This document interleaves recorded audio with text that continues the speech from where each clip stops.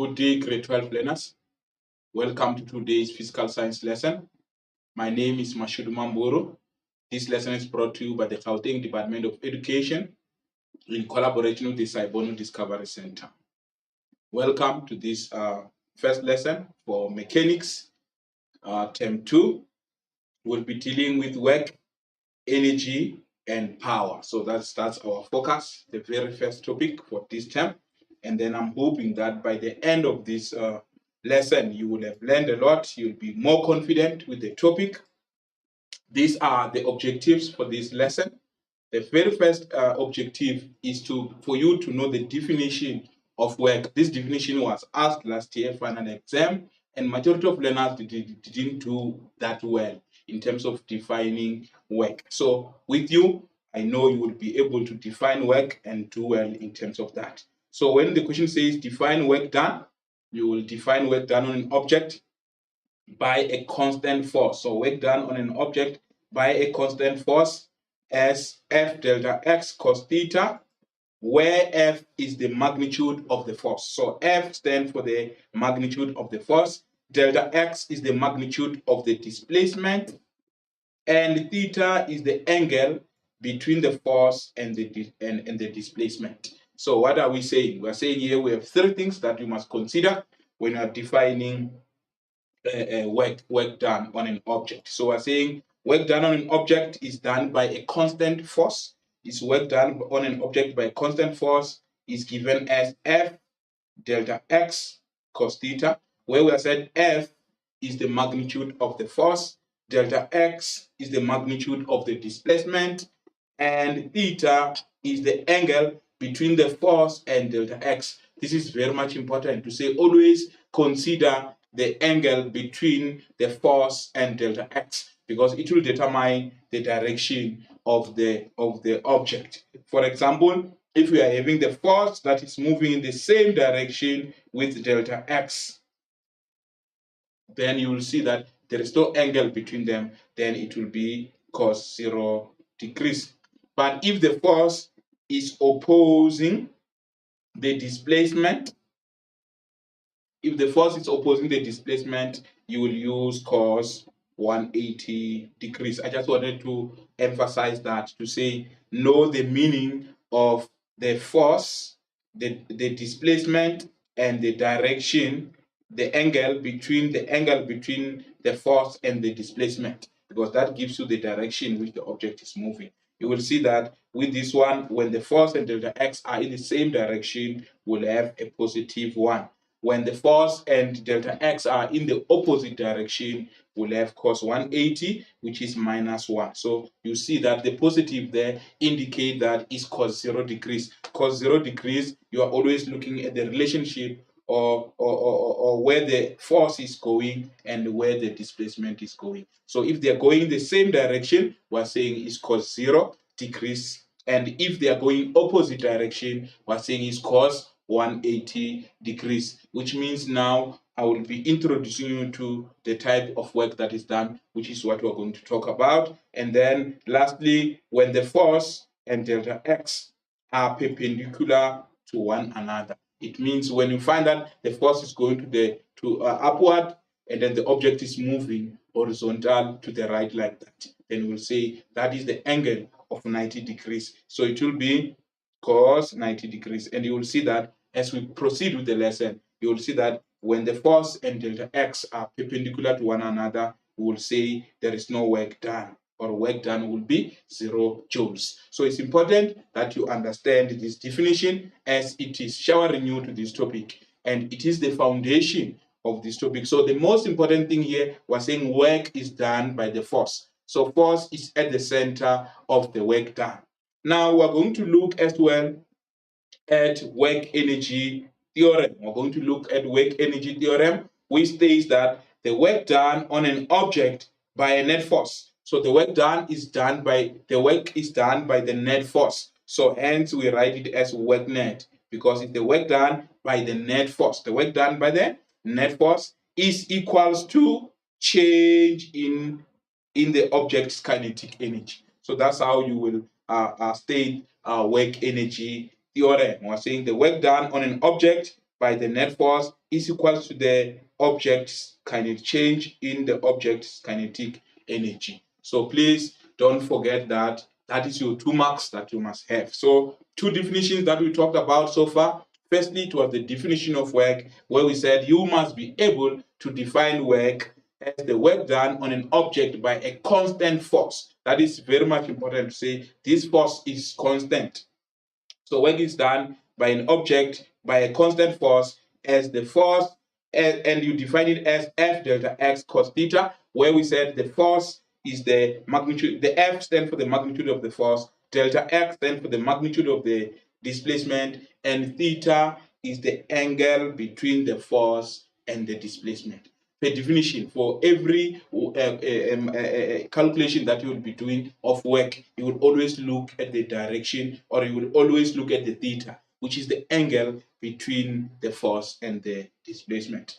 Now, under work energy theorem, you must be able to apply the work energy theorem to objects on horizontal, vertical, and inclined planes. So we're going to look at all those scenarios where we have horizontal forces, forces that are acting on a vertical plane, and forces that are acting on an incline. So vertical is horizontal, vertical, and on an incline. It can be up the incline or down the incline, as well as for both frictionless or rough surface. Remember, frictionless, sometimes when we say frictionless, we'll say the surface is smooth. So that shows that there is no friction. So it's important that you understand the language that we use, because sometimes we'll say on a smooth surface. By saying that, we're saying the surface is frictionless. And then when you say the rough surface, we're saying there is friction. And then that's what we're going to focus on. Now, the next focus, we're going to focus on the conservation of energy with non-conservative forces present. Now, we're going to look at what is a conservative force. You see, when you say you are conservative, it means that you don't want to change. You don't want to change. You are averse to change. So conservative force, we're saying this one is when the work done in moving an object, the work done in moving the object between 2 points. The work done in moving the object. So we want to move the object from A to B. So I'm saying the work done in moving the object from A to B is independent of the path taken. It does not depend on the path taken. And examples of conservative forces, number 1 is your gravitational force. This is the one that we'll be talking about. To say gravitational force, when we say we are having conservative force, we're saying now we have the force of gravity. And then for other topics that we won't be doing, it will have elastic force in a spring as well. We refer to it as a conservative force. The other conservative force is electrostatic force, that I know that you have done it in grade 11. We can say electrostatic force, or we can refer to it as Coulombic force. So this is the conservative force. Don't forget, the key words there is that the work done in moving an object from one point to another is independent, does not depend, is independent of the path taken. Then we will look at non-conservative force.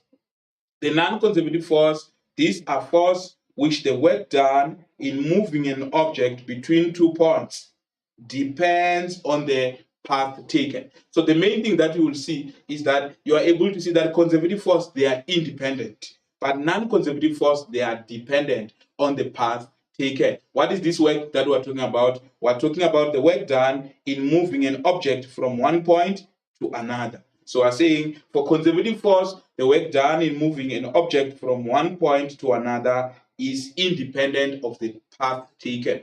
However, when it comes to non-conservative force, we're saying this one is the work done in moving an object from one point to another is dependent on the path followed or the path taken. An example of that is frictional force. Frictional force, air resistance, tension in a cord, all those are examples of non-conservative force. What am I saying? I'm saying our focus, we're going to look here when we have conservative forces. When we have conservative force, you will see we're going to be able to apply the law of conservation of mechanical energy, where we have only force of gravity. Remember, when you're dealing with your vertical projectile motion, you were able to say air resistance must be ignored. And when you are ignoring air resistance, you said the only force acting upon those objects, you did the free fall, you do the projectile. You said the only force acting on a projectile there was the force of gravity. So even here, we are saying that when we talk about conservative force, the only force that will be acting on those objects will be the force of gravity.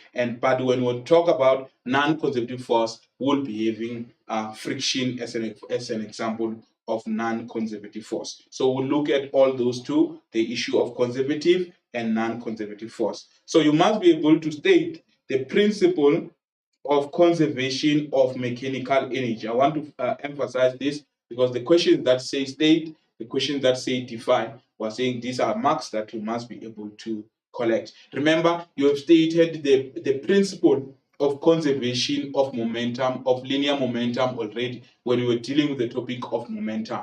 You said the total linear momentum of an isolated system is conserved. Now, when you are dealing with work energy and power, you will be able as well to state the principle of conservation of mechanical energy. We said the main thing, you will bring total here. So you will say total mechanical energy of an isolated system. Remember, we must isolate the system. We must isolate the system of an isolated system is conserved. And we are saying, as long as you are having isolated system, we'll talk about this principle is in an isolated system. So it means you will only use the principle of conservation of mechanical energy when you know that mechanical energy is conserved, or when you know that the system is conserved, when you know that this is an isolated system. When you have an isolated system, we are saying you can use the principle of mechanical energy. It means immediately when the system is not isolated, you cannot use the mechanical energy principle of conservation of mechanical energy. You will use it in an isolated system when we don't have non-conservative forces. It means the presence of friction takes away the mechanical energy, the principle of conservation of mechanical energy. Hence, we are saying you will state it like that, say the total mechanical energy of an isolated system remains constant or is conserved. Note, an isolated system is when the net external forces acting on the system is zero. So we're saying the net external forces acting on the system is zero, but don't forget, we are excluding the gravitational force. The gravitational force is still acting on that system, but there is no any other external forces. Only the gravitational force is acting on the system. Then we say that system is isolated. I've explained that, and we are able now to solve the conservation of energy problem using this equation, which is the work done by the non-conservative force, which is the change in kinetic energy plus the change in potential energy. So the most important thing is that you have done kinetic energy, you have done potential energy in your grade 10, and then you know this, you are bringing this knowledge now to grade 12 to apply it. Hence, we are always saying that FET or this National Senior Certificate is a three-year course. You have started it in grade 10, you have done mechanical energy, you are going to apply those principles of mechanical energy when you are dealing with this topic of work energy and power. And so I are saying always revisit your previous grade books, your grade 10 books, your grade 11. Don't throw them away. Always go and check. You will see that mechanical energy, you have done almost everything there. Now, we'll finish this lesson by doing power now. We'll look at power. And then when it comes to power, we always start by definition. We'll define power as the rate at which energy is expended, or the rate at which work is done. The rate at which work is done, or the rate at which energy is expended. So you can see that work and energy, we can change. When we say energy transferred, we are saying work done. So you have to have that understanding of the relationship between work and energy transferred. Now, calculate the power involved when work is done. So we're going to be able to calculate power. You'll get questions that says calculate power, and then you will be expected to perform calculation using the formula P average. Let me write it here clearly.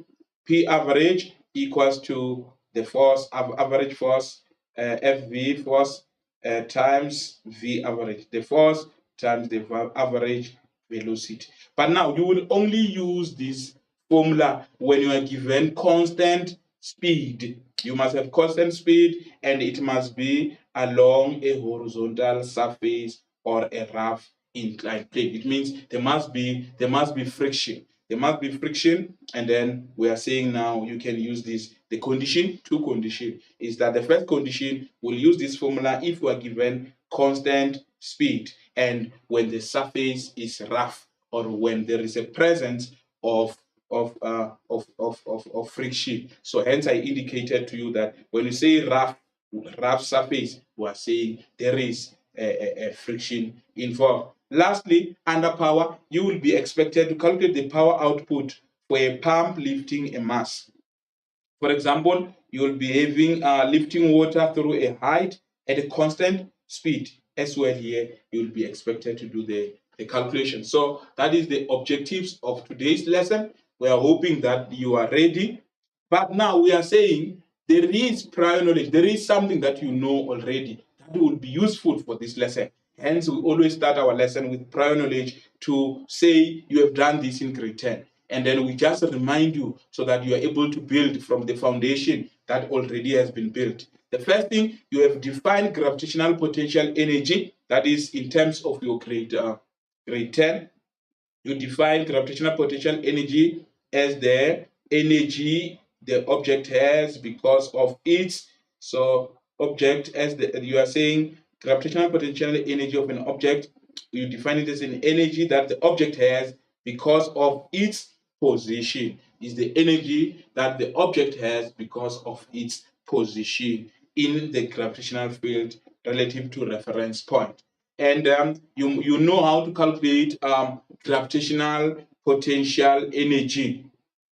Remember, you're going to need this because I've said to you in the lesson objectives that there will be time when you are calculating work done by the non-conservative force, where we said this will be change in EK plus change in EP. So for you to be able to use this formula of the work done by non-conservative force, we are saying that you must know how to calculate gravitational potential energy, which in this case we say EP for potential energy equals to, for gravitational potential energy is equals to mgh, or we can use U for the gravitational potential energy, U equals to mgh. So that is the standard of what we do. When it comes to kinetic energy, we're saying that this is the energy an object has as a result of its motion.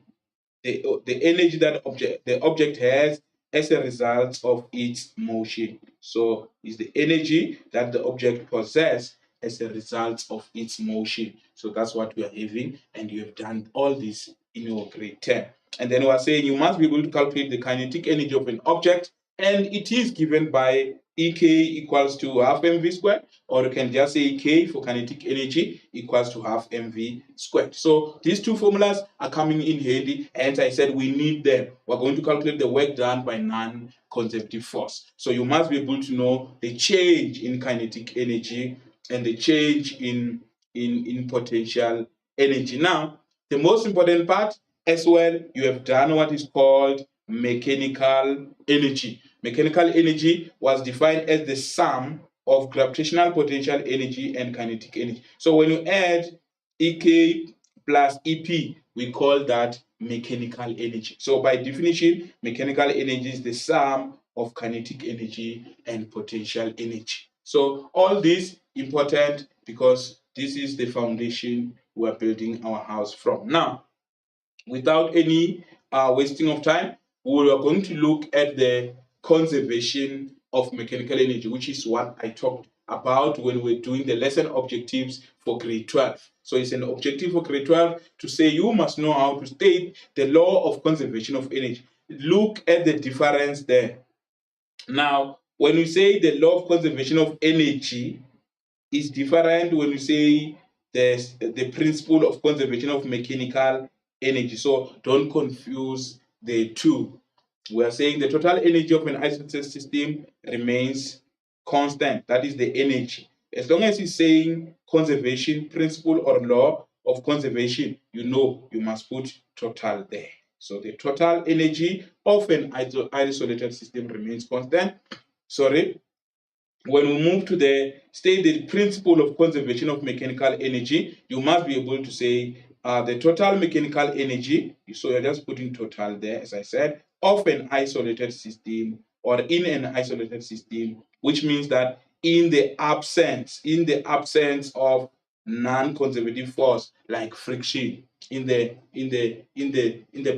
absence of those frictional forces, we are saying that the total mechanical energy in an isolated system is conserved or remain constant. So we are expected, or you did already in grade 10, you applied the principle of conservation of mechanical energy to various contexts. You have used objects that were dropped, objects that were thrown upwards, the motion of a pendulum, you've done the pendulum, the roller coasters, you've done that, and inclined planes, all that. And even our questions here in grade 12, they will be based on these same principles that we have done in grade 10. Now we're saying in the absence of friction, mechanical energy of an object moving in the Earth's gravitational field is constant or is conserved. So you are able to get that. So I think you have seen now the importance of what you already know.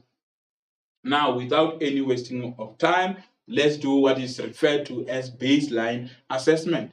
Based on what you have done already in your previous grades, let's check whether you have this knowledge. This question is saying baseline activity number 1 is saying an object of mass m is dropped. Important, dropped means initial velocity is 0. So it's important that always we are doing this language that is needed for the topic. When we say the object is dropped, we're saying the initial velocity is 0 meters per second. It's dropped from a balcony and strike the ground with a kinetic energy. Already all of us, we know that kinetic energy, we said is EK equals to half mv squared. Others, they will say K equals to half mv squared. All that, they are referring to kinetic energy. And we are saying, they are saying now, when the mass is m, the kinetic energy they got here is E. So E equals to half mv squared. When the mass is m, then we get that. Now they are saying an object of mass 2m. So they are doubling the mass. So we are putting the 2 there, half mv squared.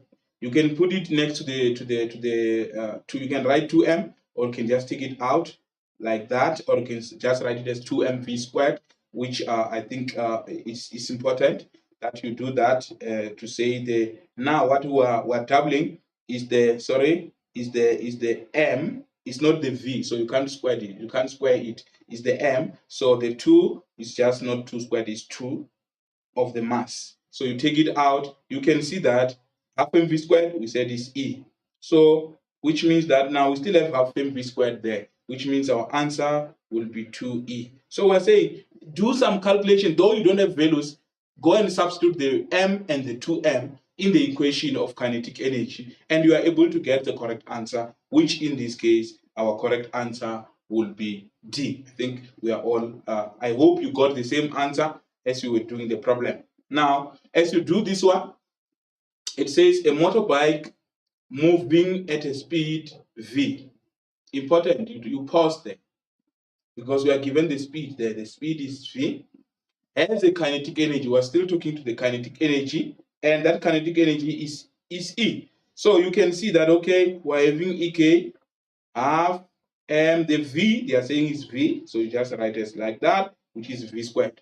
But on the other one, they are saying half m, the v is 3v. So there is a 3v, but don't forget, it is squared. That is where our learners get it wrong, because somebody will say 3e. Hence, we have put option of 3e as option number 1, so that you can make a nice mistake of saying 3e. And you are wrong, because the v now, the 3v, it means when you square, you're going to square even the 3. So it's going to be 3 squared. So 3 squared, if my math is still correct, is the same as 3 times 3, which is 9. So in this case, it will say 9 half mv squared. You see that this is E. So you're able to say, okay, this answer here would be 9E. And then again, our answer was hidden there as 9E. So you see the difference now. When you are given the mass, you simply, if you double the mass, you double the kinetic energy. But when you double or triple the V, when you say 3 times V, it's no longer 3 times. It's no longer 3 times more. It's now 3 squared because the V has a square there. Don't forget that. So you are able to see that. That's how we got our 9E as the answer for 1.4 in that particular question, which is answer D, letter D there as our answer. Let's look at structured questions still based on your previous grade, which is the same questions that you are being asked in grade 12. You will go and look at previous question papers. We'll be doing 3 or 4 question papers that will look at that have been written there in the exam. So you will be able to see that these are the same questions that are being asked in grade 12, which are very much related to the questions you have done in grade 10. And this was taken from a grade 10 question paper. And you will see the relationship between this question and other questions that we'll be doing that are grade 12 questions. Now they are saying here, a steel ball of mass 5 kg. A science learner always has an highlighter in hand, a pencil. You highlight 5 kg there. It's rolling over a frictionless. You see that frictionless is important because immediately it's talking to you frictionless. Non-conservative forces are not present because friction is a non-conservative force, which means now we're talking about conservative forces. When we talk about conservative forces, we said now we have Fg only as the force acting upon that. So the other thing that they could have said to you, friction is ignored, which is the same language that we were using when we were doing VPM, where we say air friction can be ignored, and you knew that the only force acting was the force of gravity. Even in this case, we're saying frictionless. We're saying there are no non-conservative forces, which means friction is not there. Then we can use the principle of conservation of mechanical energy as well to solve this type of a problem. Now they're saying when the ball reaches point A, the ball reaches point A, it has mechanical energy. Don't forget what is mechanical energy. It has mechanical energy of 250 joules. So in your mind, you know that mechanical energy is the sum of kinetic energy, EP plus mgh. So we are saying at A, EP plus EK is equals to 250 joules. That's what we said. The sum of the sum of potential energy and kinetic energy is 250 joules at A. The sketch is not drawn to scale, so there's no scale that was used to draw that. Important. The first thing, already I told you that when we say frictionless, we are saying we are going to now we can use the principle of conservation of mechanical energy. So I think I've emphasized it to say when do we use the principle of conservation of mechanical energy. We use it when there is no friction or when there is no non-conservative forces acting on the system. So you have that.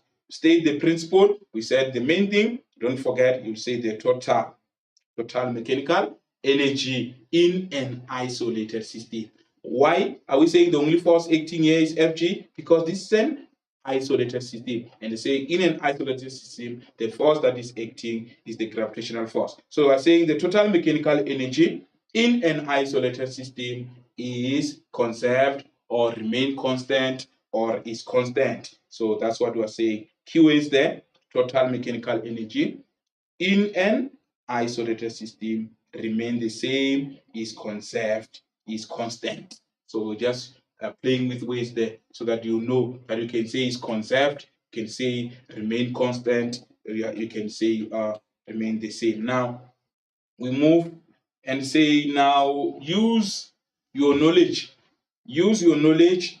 of the principle of conservation of mechanical energy to write the kinetic energy of the steel ball at B. So they are saying don't calculate, just use your knowledge. What is your knowledge? You know, when we say mechanical energy is conserved, so we are saying mechanical energy at A is equals to mechanical energy at B. That's what concept it means. It means total mechanical energy of an isolated system remains constant, remains the same. We're saying that is conserved. It means that mechanical energy at A is equals to mechanical energy at B, and then they told us that mechanical energy at A is 250 joules, which means that the mechanical energy at B will be equals to mechanical energy at A, which means now we're going to say with no doubt that it must be 250 joules, and then you are able to get your 2 marks. Now, a steel ball of mass 5 kg is rolling over a frictionless surface. So still the same statement, frictionless makes you can conserve here. Mechanical energy is conserved. Mechanical energy at B is equal to mechanical energy at C in that order that we're moving with. Now, calculate the speed of the ball. You see now, we want V. We want the speed of the ball at the instant it reaches point C. So we want the speed of the ball here, which is V. The question is saying calculate V, but remember, you know mechanical energy here is 250 joules. Mechanical energy here is 250 joules. So we want the speed there. And then you must be able to do your calculation. First thing first, you know that mechanical energy at A is equal to mechanical energy at B, which is equal to mechanical energy at C. So mechanical energy at A and mechanical energy at C, they are equal. And then, or you can write in full EK at A, EK1 plus EP1 at A, the mechanical energy at A is equal to mechanical energy at C. You can write it in that form, or you can write it in that form to say mechanical energy at A is equals to EK plus EP at C. Because already you know the mechanical energy at A, we said is 250 joules. Sorry, this helps you when you have to do the substitution. It will be easier now for you to go and check and say, okay, mechanical energy at A already I know is 250 joules. Now, EK is half mv squared. So you know that EK is half mv squared. This one, you told us that is 250 joules because we were told that mechanical energy at A is 250 joules. So it's easy for you to substitute on that one. But our focus for this question is on this one because the question said we must calculate V, the speed, calculate the speed of the ball at the instant it reaches point C. So we want the speed at this point C. Now, you are able to at the instant, so this is an instantaneous speed, the moment it arrives, not when it's at the top. The moment it arrives at that point C, you have to calculate the V. Now you will say half mv squared. We know that this we already have, but let's focus on this one. We're saying is half that we're having. The mass is 5 kg, so the mass of our object is 5 kg, which is what we wrote there. And then the v squared we wrote because that's our unknown. We're looking for v squared. And mgh is our mass, which is 5. Our g is the only force that is acting in this system because it's an isolated system is g, which is 9.8 meters per second squared. So you substitute your 9.8, and then you substitute your height, which is this case is a 5. So you see, that's what you have done. Science finish here, then you apply the maths now to say, okay, what would I do? I'm having half of 5v squared plus 5 times 9.8 times 5. Then you just have now to take 9.8 times 5, you transpose it, you take it to the other side, and then you are able to have half 5v squared. And then you just do using the calculator. Remember, because of the v squared here, we are forced to take the square root there so that we are able to get our final answer, which is v equals to 1.41 meters per second. So spend time, use a calculator, and we're saying the calculator that you use, let it be the one that you use that type Let it be the one that you use throughout, even during the exam, because you become used to a particular calculator, you know how to use it, and you enjoy using it. So continue to use that type. Don't change and use another one. You might be confused when you change the calculator during the exam, and then you find that you don't understand how to operate that calculator. So I say the calculator you have is the calculator you must keep, and you must continue to utilize that calculator. Now, determine whether the mechanical energy acquired by the ball at point A, that mechanical energy at A, remember we said it's 250 joules here. We're saying, will it be enough to carry the ball over point D? Now, you see, this 250, it was able to carry the ball here, carry the ball here, carry the ball there. Now, when you go to point D, the height has been increased to 7 meters. So will this mechanical energy, will it take this ball up there now? If it's you already, I think you are thinking about the answer to say, okay, 250 joules was good for taking it over A, over B, over C, because the height was 5 meters. But now, when the height is 7 meters, is that energy? So we're saying calculate the energy, because already you know the energy 250 at A is 250. So we were saying calculate the energy there at D and compare it to this 250. If it's equals to, it means it will be able to pass through. But if it's less, it means that that mechanical energy acquired, it won't be enough. So when it's less than 250, it won't be enough to carry it. So you calculate the energy, the mechanical energy at that, which is your half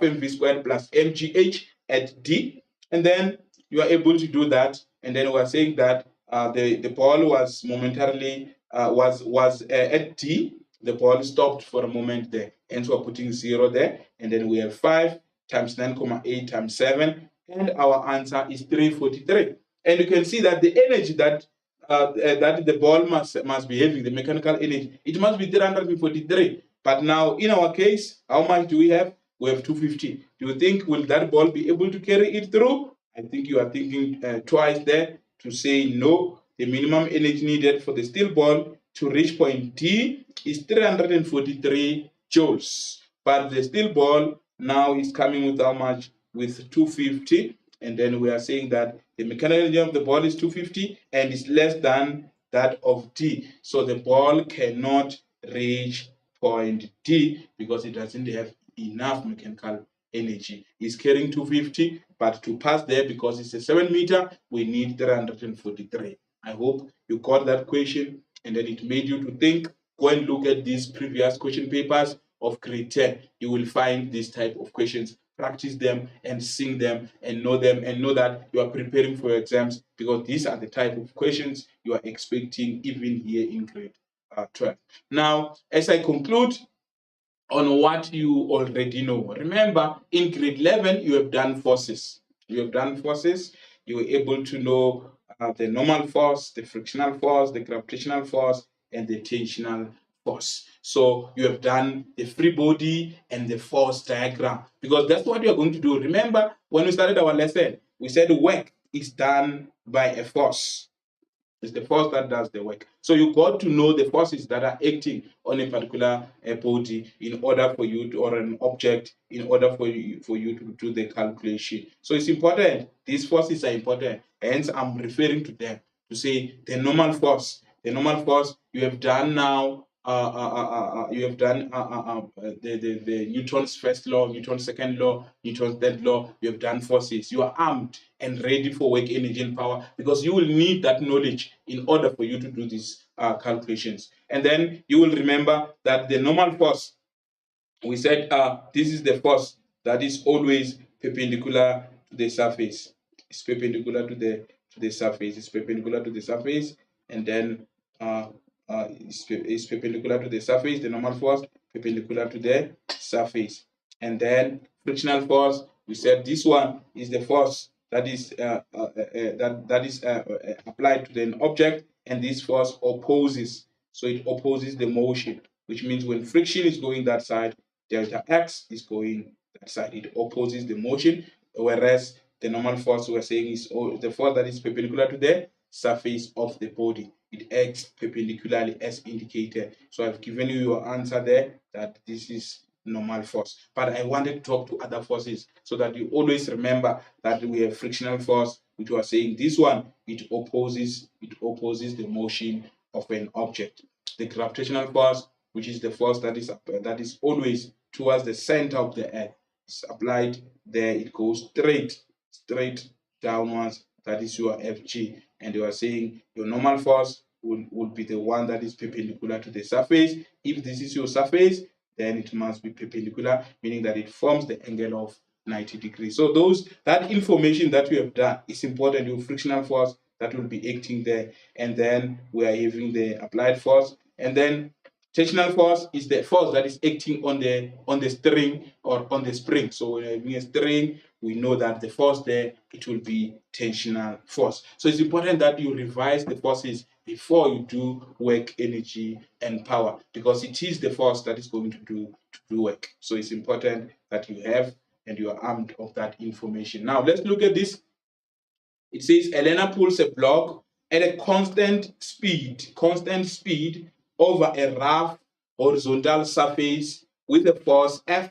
The force diagram below shows all the forces acting on the block. So again, the issue of forces, to say understand these forces, I think you know that the one that acts here, the center of this object, it must be Fg.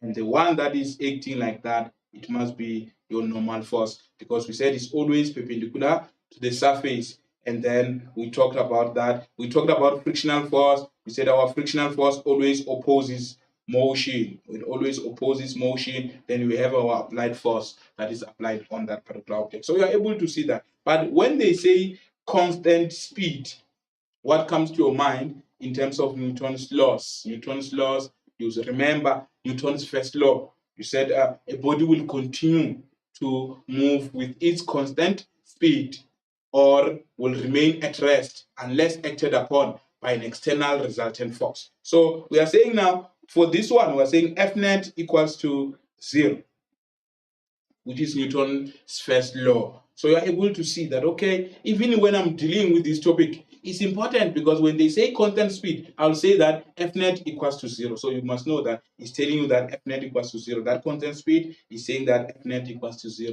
How is that possible? Remember, Newton's second law, you said F net equals to ma. I think it's important that I explain this here. And then we are saying acceleration is the rate of change in velocity, which means it's final velocity minus initial velocity per unit time. So if your speed remains constant, we're saying Vf and Vi are equal, which means now F net equals to 0. Acceleration will be 0 when you say constant speed, so F net will be equals to 0. Now, what does that mean? Let's go to it.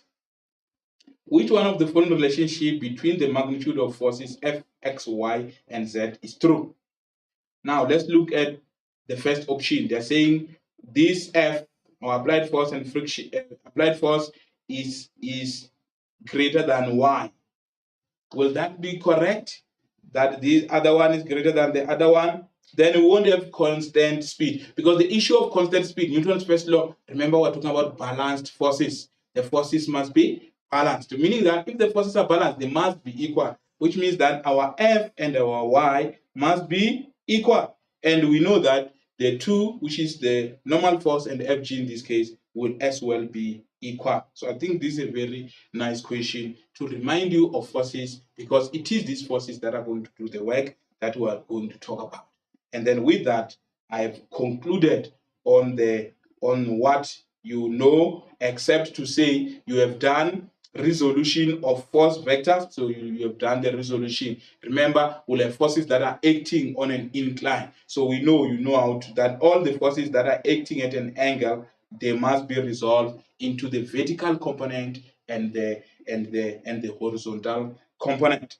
You have done the trigonometric identities. So the issue of cos 90, cos 180, cos 0, which I talked about already, you have done that. And it will help you, because you're going to apply that knowledge here. You have done different kinds of forces, which I've just talked about now. You have done free body and force diagram. So you know the difference between free body and force diagram. Remember, a free body, we are saying we just write a dot and we indicate all the diagram. Free body, like no body diagram. So you are not showing the body, you just put a dot and you show all the forces that are acting on that particular object, which in the case of the previous equation, we had the force, we had the friction, we had the normal force, which was X and Y, we have the Fg here. You had Fg, you have the normal force, you have the frictional force. So you are able to see that that is a free body diagram.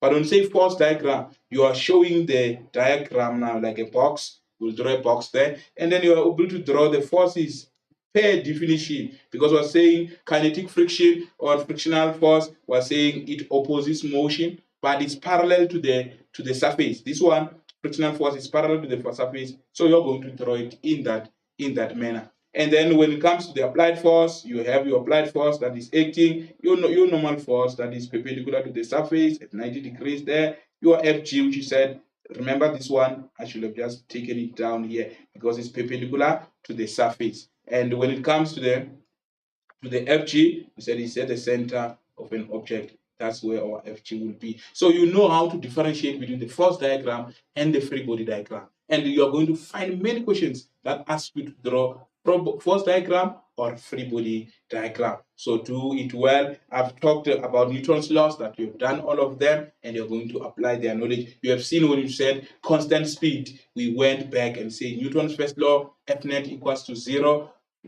forces are balanced. So the object, remember F net equals to 0 for Newton's first law, was saying an object will remain at rest or in constant velocity unless acted upon by an external resultant force. So when you say Newton 1, you know constant speed, we're talking about that. We're talking about balanced forces. You have seen, we said friction.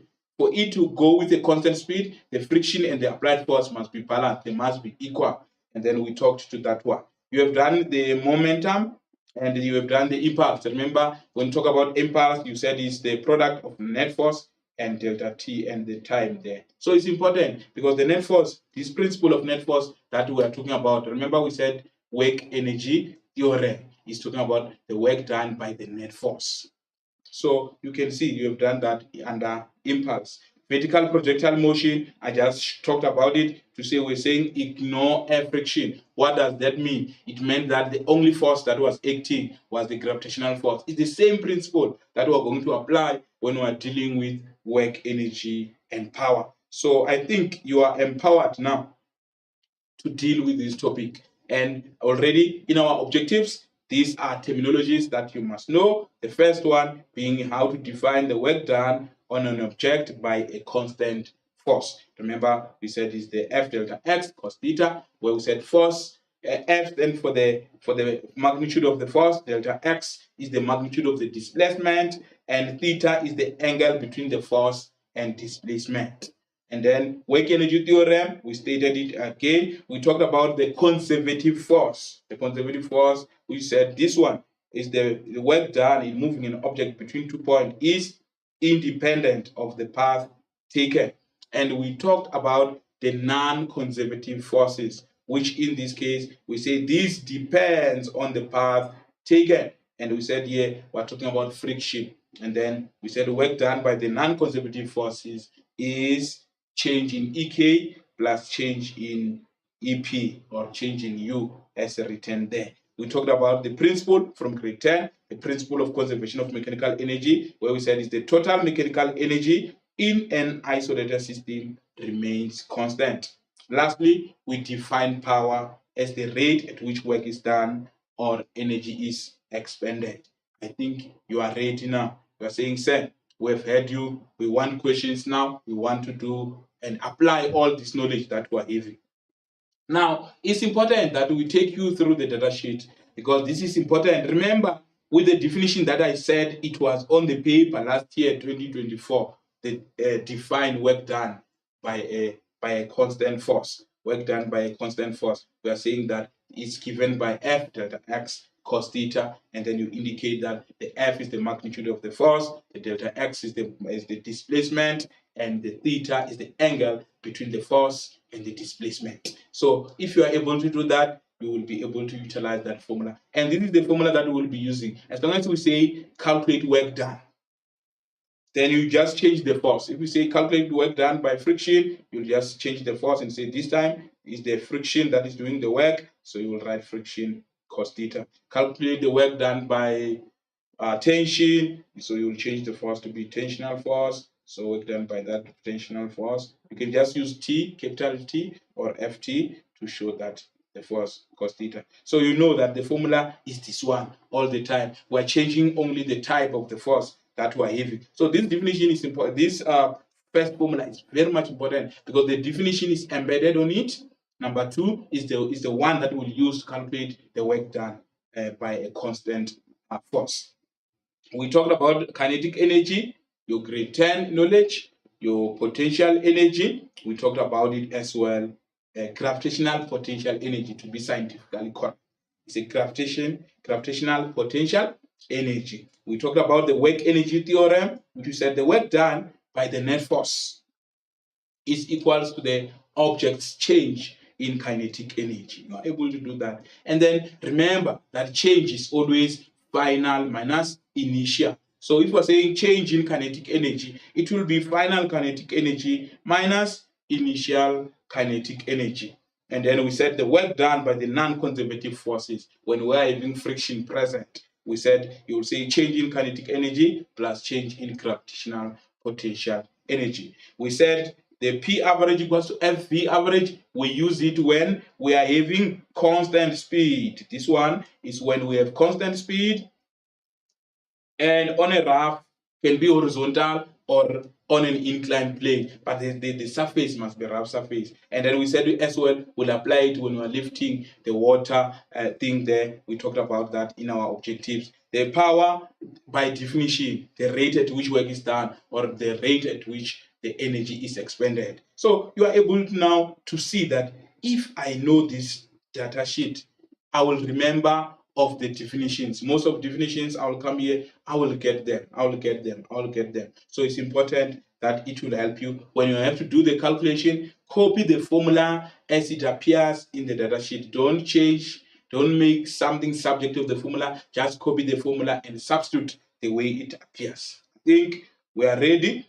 That you have done in grade 10. Now we talked about the issue of positive work done and negative work done. We said we are always looking at the forces. When the force and delta x, when the force and delta x are in the same direction like that, we said we're going to use cos 0 because there's no angle. Because we said the theta is the angle between the force and the delta x. So when there is no angle, they are moving the same, you will say cos 0 degrees, which in this case is 1. So it will be f delta x. So you know that the positive work is being done when the force and delta x are in the same direction. We'll have positive work done. But when the force and delta x are perpendicular, you can see the force is going up and delta x is going to the right. So we say they are perpendicular or they make an angle of 90 degrees. So when they are perpendicular, we'll say f delta x cos 90 degrees. Remember, when you're doing calculations, always copy the formula that appears in the data sheet first, then you do your substitution on that. And then you get your f delta x equals to cos 90. That will show you that no work done or 0 work is done. Now, negative work, we're saying now in terms of friction, it opposes the motion. So the object will be moving, the displacement is in that direction, the force is in another direction. So you're able to see that this one we're going to have 90, we're going to have 180 degrees angle there. The angle between the force and delta x is 180. And you know your maths, if it's correct, hence we said you have done trigonometric calculations or identities, you know, cos 180 degrees.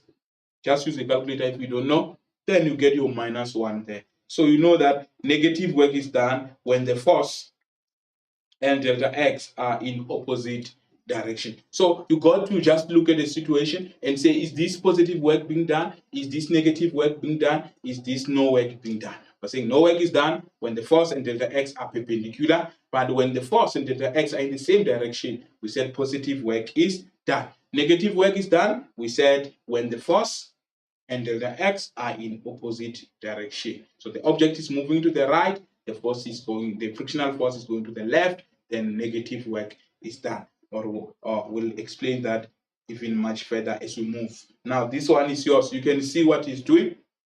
Is lifting there. The force that is applying is upward. The force where the weights are going is upward. So you can see that this weight lifter is lifting those weights upward and they are moving in that direction. Then we'll say force and delta x is in the same direction. So that is positive work done because 0 degrees. I hope we're together on that one.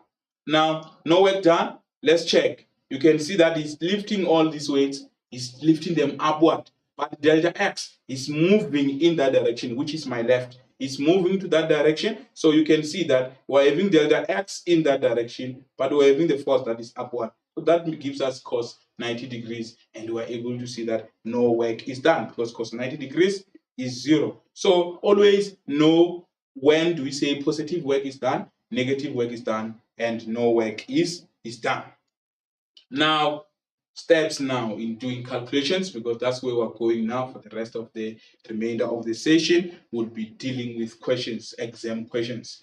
Draw a free body diagram or force diagram. I talked about that. You must know how to draw that. You must be able to identify the forces that do positive and negative work or no work. So always you will say, okay, these are my forces. Which ones are doing positive work? Which one are doing negative work? Then we are able to copy the formula from the data sheet. Don't write the formula that you have in your head, just write the one that you have in the data sheet. Then immediately when you have that, you copy the formula, and then don't forget that angle theta is the force between the force and displacement of the object. And ensure that all quantities substituted in the formula are in SI units. I hope you get me there. If we say V is measured in meters per second. So if you are given a velocity or a speed, if you are given speed in kilometers per hour, your responsibility is to first convert kilometers per hour to meters per second. So it's important that as you substitute, everything has correct SI units. Now, if you are having your mass, for example, your mass is in grams, you must first convert grams to kilograms, grams to kilograms. So everything must be, all quantities must be in the correct SI units. Then your calculations will be good. Activity 1. Now we're going to solve. All these are previous exam question papers that we're going to do, so that you see how these questions are asked in the exam. Immediately, I think wherever you are, you can see, when you look at this diagram, you see that grade 10 diagram. And this is a final exam that was written. And then it's important that you always have that in mind. To say, okay, these questions of mechanical energy are important because they come even during the final exam. So they're saying here, the diagram below shows a track ABC. So you can see the track ABC. The curved section AB is frictionless. You know, conservative forces. We only have conservative force. Which one is our conservative force? Fg. Oh, you know, from A to B, we have conservative force. We have the force of gravity. We can apply the principle of conservation of mechanical energy here. We can apply it. But BC is rough. Oh, rough. Rough now means we have non-conservative force, which in this case we have friction. So now we can talk about non-conservative forces. So I think this opens your eyes that immediately when you are analyzing the question, you know what I'm going to apply here and what is needed for me to answer this particular question. They say an object of mass 10 kg. They're saying, okay, this object is 10 kg, 10 kilograms. It's released. English again there. Released, dropped, released, dropped. It means initial velocity is 0 meters per second. It's very much important to have the understanding of the meaning of the word released or dropped. Immediately when you say released, you know initial velocity is 0. So we have no velocity there at A, which means that we have mgh. Remember, we talk about mechanical energy, which our mechanical energy we said mechanical energy is equals to EP plus EK, or EK plus EP. So you know that EP is our mgh, EK is our half mv squared. So they are saying V initially is 0. So which means we have not that, we only have mgh at point A. That's what that means. It means at A we only have mgh. So you can see already where we're going. If we say calculate mechanical energy, you will say 0 plus mgh. And then, but always start by writing the correct formula, which is a mechanical energy is equals to EP plus EK. Then you are able to do that. After writing the formula, you dress it nicely, and then you are able to deal with the calculation. Look at the beauty of science there. We are moving. Now, state the principle of conservation of mechanical energy. We have said that all mechanical energy applies from A to B is frictionless. We're talking about the principle of mechanical energy there. What is the principle? We said is the total mechanical energy in an isolated system is conserved. Or you can say in an isolated system, the total mechanical energy is conserved. That's to play around with ways. But if you haven't understood it well for now, rather just start by saying total mechanical energy in an isolated system. Remember, we said we only apply this one when we have conservative force, when we have Fg as the only force acting on the system. Now, number 2 is a question. Is mechanical energy conserved as the object slides from A to C? So from here to here. From A to B, yes, because it was frictionless. But from B to C, they said rough surface. Now we are having a problem. The surface is rough. We have non-conservative force. So we cannot say mechanical energy is conserved. How can it be conserved in the presence of a non-conservative force? The non-conservative force make it impossible for mechanical energy to be conserved. So we'll say, they said write only yes or no. I know you've answered already. See, we are having friction, so it must be a no, because of the presence of the non-conservative force, which is frictional force. Hope we're moving together on that one. We move to question 1.1.3. Oh, a nice one for 6 marks. You are rich after this question. They are saying the diagram below shows a track. We've talked about the curve, the frictionless AB, the rough BC, and 8 meters long is from B to C is 8 meters. And then they are saying this object is released from point A, which is 4 meters above the ground. It slides down the track and comes to rest at point C. So you know, come to rest. They are saying final velocity at C is 0 meters per second. And that is very much important to know. Oh, it comes to rest. This is important. This small piece of information saying that the final velocity there is going to stop at the end of the day. Using the principle, the energy principles only. So you can't use any other principle except the energy ones. Calculate the magnitude of the frictional force exerted on the object as it moves along BC. So you are throwing away the mechanical energy. Mechanical energy is only applicable from A to B, but B to C, we're talking about the non-conservative force, which in this case, it's of friction. Now, we're going to look at the options that we're going to use. The options that we're going to use is the work energy theorem. Work net equals to change in kinetic energy. We can use the work done by non-conservative force because we know we have friction. Anyway, the question is saying we must calculate friction. So it makes even your job much easier. Now, if we are using the work energy theorem, we know that we are having our along AB on this one. If we are talking about AB, remember we're having our FG as the only force that is acting there. So you can be able to say FG delta H. We talk about delta H because we are moving in that fashion. Cos theta, which is equals to half mv squared. So you are saying that the work net, the only force is FG between AB. Correct. I think we're moving together. And then we're saying change in kinetic energy. Okay. And then we know that, okay, we were given there that our FG, we know that is mg FG is mg, so that is 10 times 9,8. That is for FG, which is equals to mg. And then delta H is 4. And then they are all moving the same direction. We're moving that side, even the force FG is going downwards. Now you see that is cos 0. They are moving in the same direction. And then you got that. And then you say half 10. And then you say now VF squared. That is the VF there. We don't know it. That's what we're looking for. The velocity that it will reach B with. And then 0. Initially, it was 0 there. Then the science is finished, and then we do the maths. Yeah, half of 10v squared, and then that is 5v squared. Then you got 98 there. Then you divide both sides by that 5. You take the square root, and you get your VF equals to 8,85 meters per second.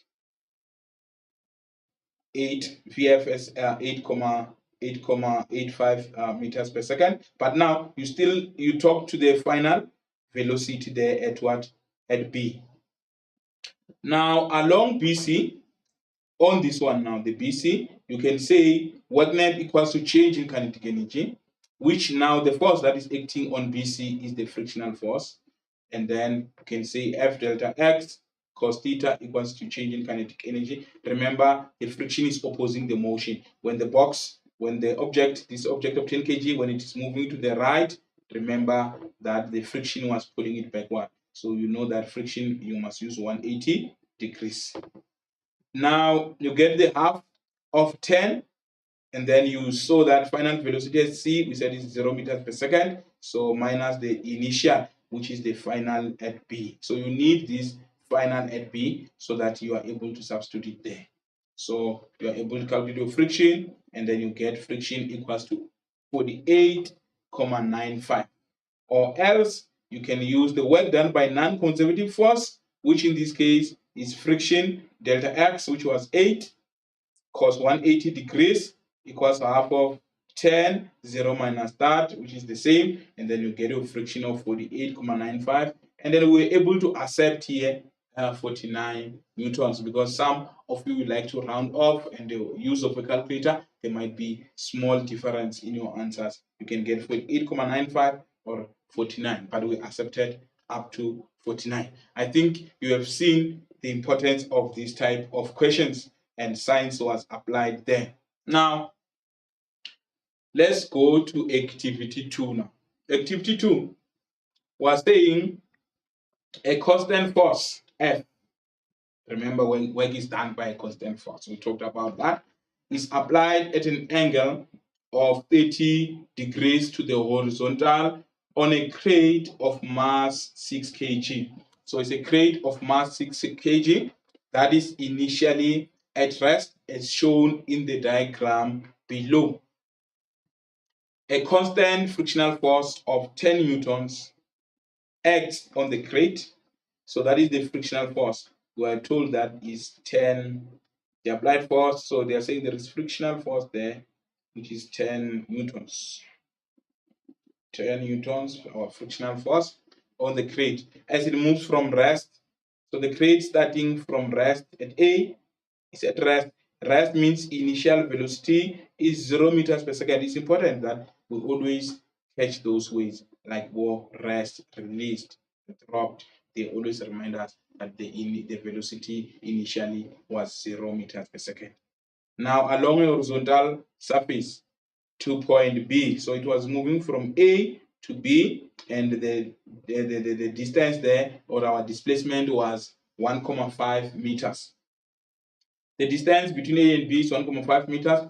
The speed of the crate at B here is 2 meters per second. At least we are given initial velocity. It was from rest at point A, and then when it reaches B, the velocity or final velocity was 2 meters per second. At least the issue of changing velocity, you know that it will be 2 minus 0. At least is given that one on the diagram. Now, define the term work done by a force. I think we talked about this. We talked about this to say, okay, this was our last year, and then define the term work done. remember we said the work is done by a constant force, and we said it's given by F delta X cos theta, where the force, where the F stands for the magnitude of the force, delta X is the magnitude of the displacement, and the theta is the angle between the force and delta X. And then you will define like that, and you will get your 2 marks. You will get your 2 marks for doing that. I hope you know the definition by now. Or you can say the work done on an object is the product of the force and displacement of the object in the direction of the displacement. So you're just saying the force, the work done is the product of the force and displacement. Simple as well. Is the product of the force and displacement in the direction of the displacement. The direction of the displacement. So you're able to see that they are moving in that same direction. Your force, either they are moving in the same direction or that, but that is what is happening. And then we are able to give you your 2 marks. So I hope you saw the 2 ways that you can define work done by the force. Now let's move using energy principles only. You see, the questions they like to say that to refer to energy principles so that they close any other way you will want to solve the problem. They say you can only use the energy principle. And in our case here, work is work, which is F delta X cos theta, is our work net, which is equal to change in kinetic energy, is the work done by the non-conservative force, which is change in EK plus change in EP. So you see that we are closing you there to say, don't go outside, remain inside, use the energy principles here to solve this problem. You have to calculate the magnitude of F. So the force is what you're looking for, and then you will definitely be able to choose to say, okay, which formula can I use? And we are saying you are spoiled for a choice. You are spoiled for a choice. You are spoiled for a choice there. You can use, the important thing is the given information, because we're told that the frictional force was 10 newtons. We're told that the final velocity at B was 2 meters per second. That is information you will need. Initial velocity at A, we're told that is 0 meters per second. All this information, very crucial, so that when you do your calculation, you don't forget. We have that. So there is friction that is going backward there of 10 newtons. 10 newtons, okay? And then you can use the work done. Remember, we have friction. So this is a non-conservative force. You cannot use the principle of conservation of mechanical energy, because now we are dealing with non-conservative forces, which is friction is present. The presence of friction limits you to say, no, you can't go to the principle of conservation of mechanical energy. You can use work net equals to change in EK. You can use the work done by the non-conservative force, which in this case, the work done by the non-conservative force is the change in EK plus the change in EP. And then the work done by this non-conservative force, remember EK is half mv squared minus vi squared as given there. That is changing in EK. It's always final minus initial. Now, change in EP is mg. What is changing is hf minus hr. So you know how to expand that formula. And then the work done by the non-conservative force, we are saying now we are having applied force, we are having friction. And remember the angle there to see the force that is going with the displacement, and the force that is opposing the motion. So that will be important here.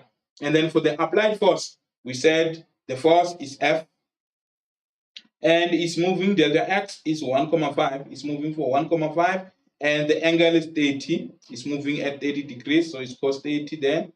You see now, it's important for you to see that, to say we used that angle that we were given. Why? Because we didn't resolve the force. Because somebody can say, would I be wrong if I resolve the force to be F F cos theta is still correct. So your force will be F cos 30, and then you can move in that direction. So you have that option where you can just use the angle of cos 30, or you can say, okay, the force is F cos 30 delta x cos 0 degrees. So still that is allowed for somebody who's looking for that option. But I'm 100% that these options will cover even that for somebody who want to resolve the forces first. But if you are working on that one, you will say applied force is F delta x 1,5 cos 30 plus, for our friction now, we have 10 newtons delta x, which is 1,5 cos 180, because it must be negative work that is done there. So you can see we're going to say that minus that equals to half. Our mass was 6. So final velocity is 2, initial velocity is 0. So that is 2 minus 0 there, 2 squared minus 0 plus 0. There is no height here. You can see we are in a horizontal surface. So it makes our MGH to be 0. And then with no any problem, science is done. We just apply the maths. But I want you to follow how the marks are allocated. I want you to look at how the marks are allocated. Writing the formula, any of these formulas, you get 1 mark. And then for your substitution on the left of the work done by non-conservative force, that is your applied force, work done by applied force and friction, you'll get 1 mark. And then for a substitution on the right, you'll get another 1 mark. So that gives you 3, the final mark for the final answer. Then you got your 4 marks there. There is somebody who say, no, sir, the energy principle I want to apply is the work energy theorem. It's allowed. You can use it there, even though we are, at the back of your mind that we are having a non-conservative force, which is the same thing that we have done there, because you still have the work done by applied force and the work done by friction, and then you will take into consideration your weight there, which is equals to now change in kinetic energy. Anyway, we are saying the work done by that one is perpendicular, so it's 0. So it's the same as what we have done. So even if you go from work net, you go to these two forces that are doing work. Remember, if the object is moving on a horizontal there, we are taking into consideration the forces that are acting within that plane, which is the horizontal plane, which is our F and our F and our friction and our applied force. So you're able to see the two of them, and then you write like that. You do your substitution, which in this case your delta x was 1,5 cos 30 as we have done there, and then times plus 10 times 1,5, 180 degrees for frictional force, which is the same thing that we have done in the previous question. And then you are going to say this is equals to half. Our mass is 6 is 2 squared. So on the right is the same thing. So that still is giving us the same. There's our change in kinetic energy, because there was no height there. So the MGH was 0. So we only have change in kinetic energy, which is the same as work net equals to change in kinetic energy. So you're able to see the relationship between the work done by non-conservative force or the work net equals to change in kinetic energy, which we refer to as work energy theorem. So you are able to apply the two energy principles here, and then you are able to get your answer, which is F equals to 20,78.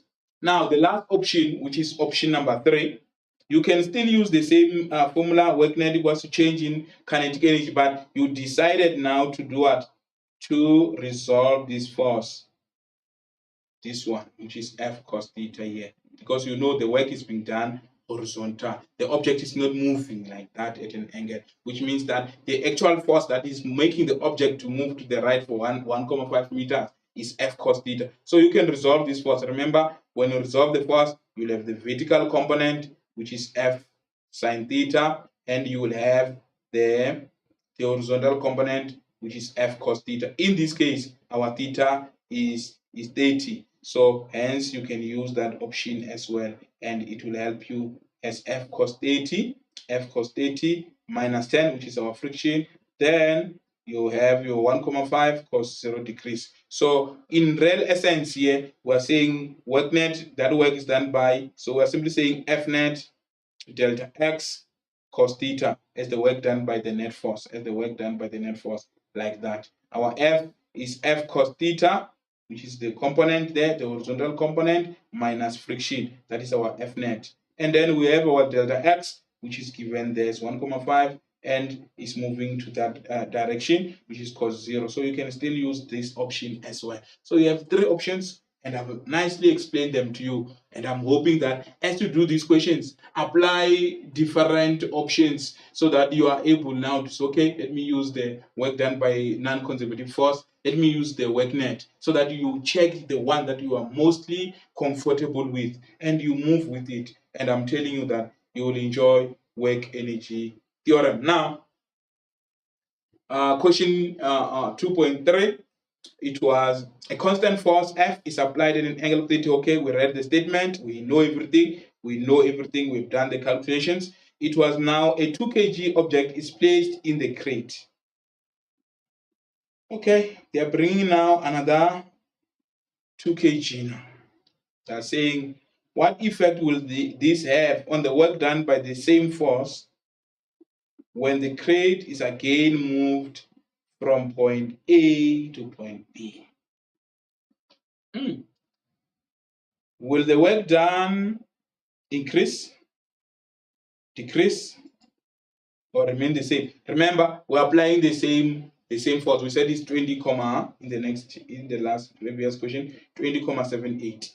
So we're going to apply the same force of 20,78 that we calculated, and then we're saying now 2 extra kg added. Will it increase, decrease, or remain the same? And then you got your answer there as that the work done will remain the same in moving the 8 kg from there to that side. So I think you have seen the question was having 12 marks. So important, the issue of marks there. You see that work energy theorem, you have that. Collect these marks, learners, and ensure that you do well. Now, let's do at least a different question with a graph now, as well from a previous question paper as well, so that now you get to feel how the exam looks like, so that we have no problem moving forward. They say in this case, learners conduct an experiment to determine how the initial kinetic energy, so the focus here is how the initial kinetic energy given to a trolley affect the distance the trolley moves. How does it affect the distance, delta x, or the x on a rough horizontal surface? Already they are telling you that this is the rough horizontal surface, so you know that our rough, or we have non-conservative forces, we have friction. A learner pushes a trolley of unknown mass until it reaches point A. Here, the learner pushes it up to point A with kinetic energy EKA. So we're given kinetic energy at A is kinetic energy A. And then the horizontal distance is delta x traveled by the trolley before it comes to rest is then measured. See the diagram. So you can see that at the end, the final velocity is equal to 0, because they are saying it's going to come to rest. It comes to rest. Those small pieces of information very critical for you dealing with questions. So always be on the lookout for keywords there that will tell you what's happening, because you will need this information as you do your calculations. Now, the experiment is repeated with the trolley moving on the same rough horizontal surface, but with different initial kinetic energy. So all they're doing, they're going to change the kinetic energy throughout at point A. So the object is here, they'll give it the first kinetic energy, the second one, the third one. So they're changing the kinetic energy. I think they're changing it by changing the initial velocity. So they just, as you increase velocity, you're increasing the kinetic energy. Now the results obtained are shown in the graph below. So this is the graph of the experiment that was done. Ignore the rotational. Remember, the wheels here are moving. Rotational effects of the wheels on the trolley. Ignore the rotational effects, because that will have a bearing on our answers. Now, draw a labeled free body diagram showing all the forces acting on the trolley during its motion after passing point A. As long as we are having a surface like that one, you will know that we are going to have Fg. I am yet to see that free body diagram without Fg, because Fg is acting. As long as we have a body, it has mass. then Fg must act on it. And then we are saying now we'll have a normal force, the one that is perpendicular to the surface, and we have our friction. So those are the three forces that we're expecting in this answer. Name the independent variable. What are we changing? Remember, we're saying for every experiment, we have three variables. Independent variable, which is what we are changing, the dependent variable, which is what we are measuring, and the control variable, which is what is remaining the same. You will have seen that the mass of this trolley must remain the same. But what are we changing? We said we're going to change the initial velocity. If you remember well, we said the initial velocity will be changed. They said initial velocity to affect the distance. We're going to look at how the initial velocity given to a trolley affect the distance of a trolley. Elena pushes a trolley of unknown mass until it reaches point A with kinetic energy. The total distance traveled by the trolley before it comes to rest is then measured. So that is what they've done, and they always repeated the experiment, but with different initial kinetic energy. So, okay, initial kinetic energy. So it's our initial kinetic energy is the one that we are changing. We're changing the initial kinetic energy by changing the initial velocity that we are giving to that object, because we're not changing the mass. Now state the work energy theorem. So that one you're going to always get. Remember, data sheet, work net equals to change in kinetic energy. This question was state the work energy theorem in ways. You must state it in ways, not by writing the formula. In ways, which in this case you're going to say the work done by the net force is equals to the object's change, the change in the object's kinetic energy, the change in the object's kinetic energy. The work done by the net force is equals to the change in the object's kinetic energy. So work net equals to change in EQ. We are hoping that you have that, you will collect marks. Just look at that. Drawing free body diagram, 3 marks. Naming the independent variable, 1 mark. Stating work energy theorem, 2 marks. Obviously, if we say state work energy theorem, we're saying you are going to apply the work energy theorem. If we say state the principle of conservation of mechanical energy, we are saying you are going to apply this principle. So always have that in mind. So, okay, I'm stating it. It must be useful in the next question that is coming. Now, the experiment is repeated with the trolley moving on the same rough horizontal surface, but with different initial kinetic energies. So they were changing kinetic energy at point A. So you can see the results obtained are shown in the graph. So when you look at the graph, you can see, we see that, okay, when kinetic energy was 6, the distance covered was 1,5. It's important that you know how to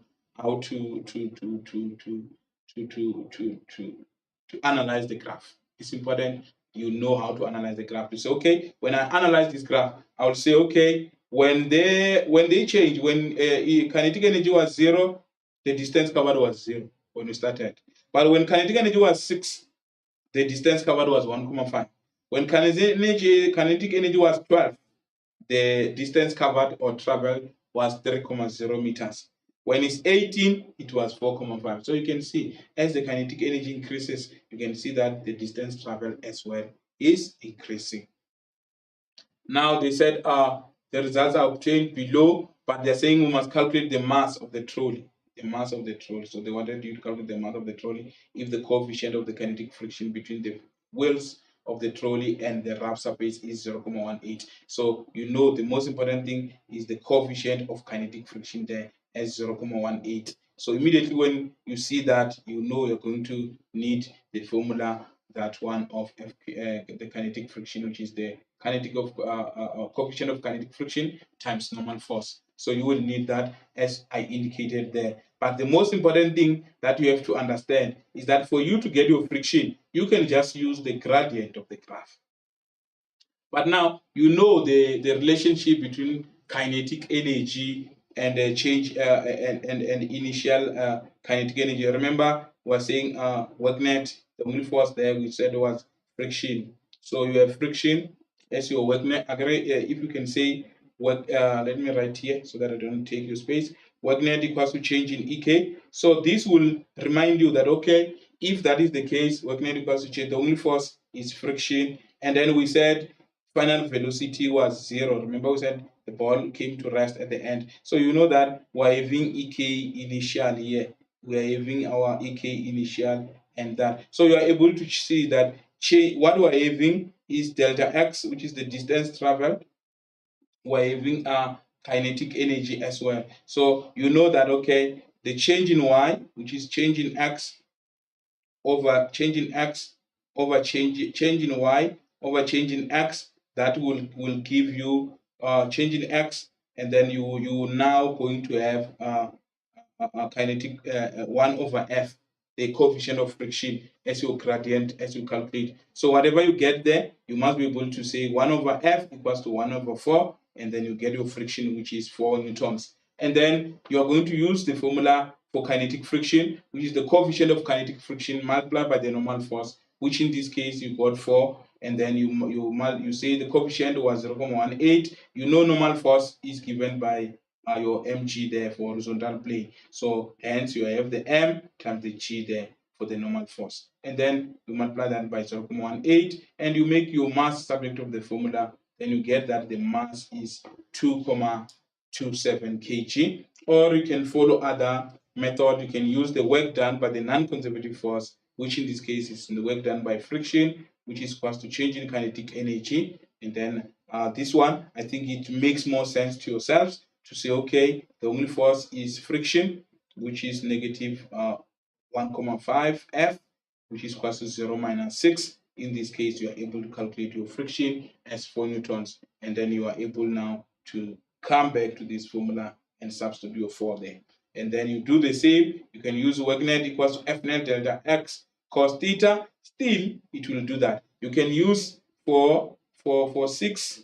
Remember, when our kinetic energy was 6, 12, or 18. So you can use for 6, 12, or 8. Work net is the same as change in kinetic energy, which is 6, 12, or 18. 6, 12, or 18. So you can use that. But remember, if you use 6, it must go with 1.5. If you use 12, it must go with 3. If you use 18, it must go with 4.5.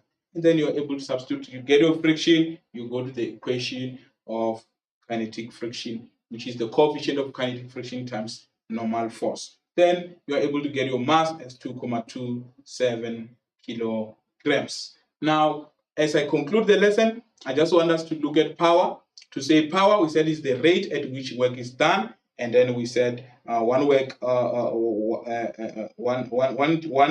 of work done is the same as 1 joule per second. What do we get there? Remember, work is measured in joules, time in seconds. Hence, we are saying 1 watt is equivalent to joules, 1 joule per second. Hence, we are saying that. So that is according to work. And just to apply the formula that we had during a canoe race, each of the two different teams, A and B, exerted a net force of 80 newtons to pull their canoes across the distance of 70 meters. Team A takes 100 seconds and team B takes 95. So you can see the only difference is the time there. The rest is the same. Determine the power. Remember, our power is the rate at which work is done. So you are able to do your calculation with no problem. And then you write for A. The only thing that is changing, you add 80 newtons. You add 80 newtons times 70 meters. With you, we don't expect you to include the SI unit as we are doing calculation. So you just write 80 times 70 divided by 100, and that will give you 56 watts. But if you calculate the power for B, you will see that it is now our F delta X, which is now 80 times 70 divided by 95, then you get 58.9. So you can see that as the time decreases, the power increases. So you take lesser time if you have much power. That's what this calculation says to us.